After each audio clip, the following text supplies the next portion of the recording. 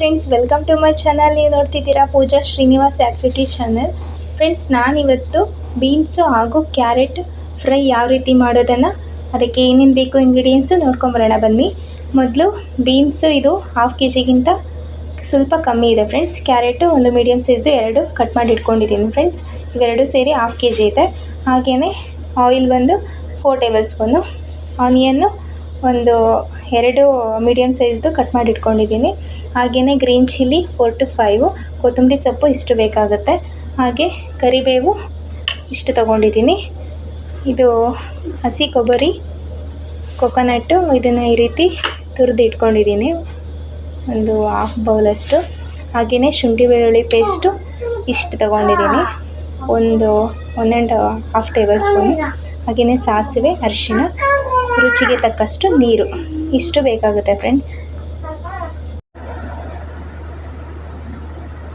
Carrot ನಮ್ಮ ಕಣ್ಣಿಗೆ ತುಂಬ ಒಳ್ಳೆಯದು, ಬೀನ್ಸು ನಮ್ಮ ಸ್ಕಿನ್ಗೆ ತುಂಬ ಒಳ್ಳೆಯದು ಫ್ರೆಂಡ್ಸ್, ಆರೋಗ್ಯಕ್ಕೂ ತುಂಬಾ ಒಳ್ಳೆಯದು.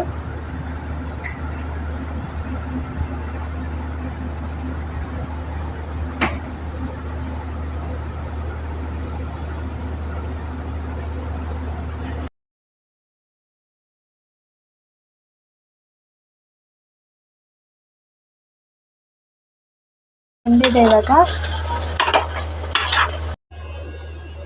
ಫ್ರೆಂಡ್ಸ್. ಸ್ಟ್ರೈನ್ ಮಾಡಿಟ್ಕೊಂಡಿದ್ದೀನಿ ಬೀನ್ಸು ಕ್ಯಾರೆಟು ಬೇಯಿಸಿಟ್ಕೊಂಡಿರೋದನ್ನು. ಫ್ರೆಂಡ್ಸ್, ಮೊದಲು ಪ್ಯಾನ್ ಇಟ್ಕೊಂಡು ಸ್ಟವ್ ಆನ್ ಮಾಡಿ ಆಯಿಲ್ನ ಸೇರಿಸ್ತಾ ಇದ್ದೀನಿ. ಸ್ಟವ್ ಫ್ಲೇಮ್ ಕಮ್ಮಿ ಮಾಡ್ಕೊಳ್ಳಿ.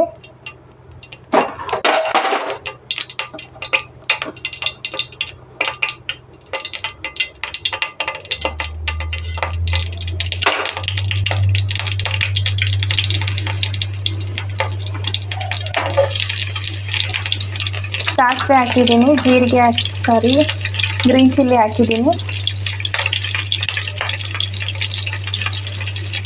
ಜೀರಿಗೆ ಸೇರಿಸ್ತಾ ಇದ್ದೀನಿ.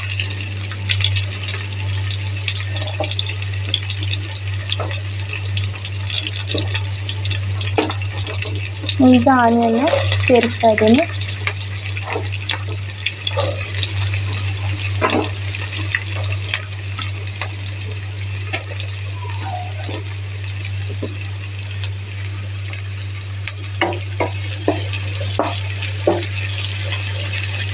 ಇವಾಗ ಸ್ಟವ್ ಫ್ಲೇಮ್ ಮೀಡಿಯಮ್ ಇಟ್ಕೊಳ್ಳಿ.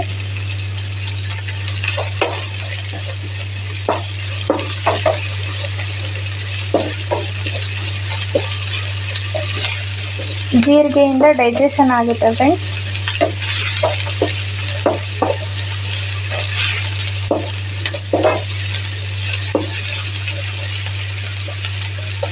ಇವಾಗ ಶುಂಠಿ ಬೆಳ್ಳುಳ್ಳಿ ಪೇಸ್ಟ್ ಹಾಕ್ತಾ ಇದ್ದೀನಿ.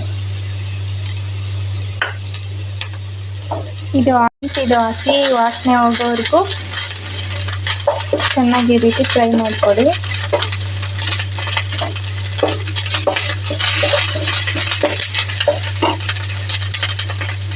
ಬೇಯಿಸ್ಕೊಂಡಿರುವಂತಹ ತರಕಾರಿಯನ್ನು ಸೇರಿಸ್ತಾ ಇದ್ದೀನಿ.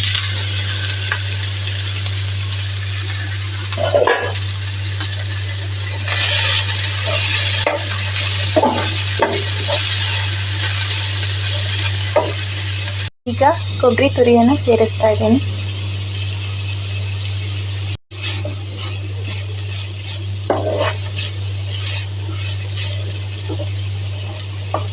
ಕೊತ್ತಂಬರಿ ಸೊಪ್ಪು,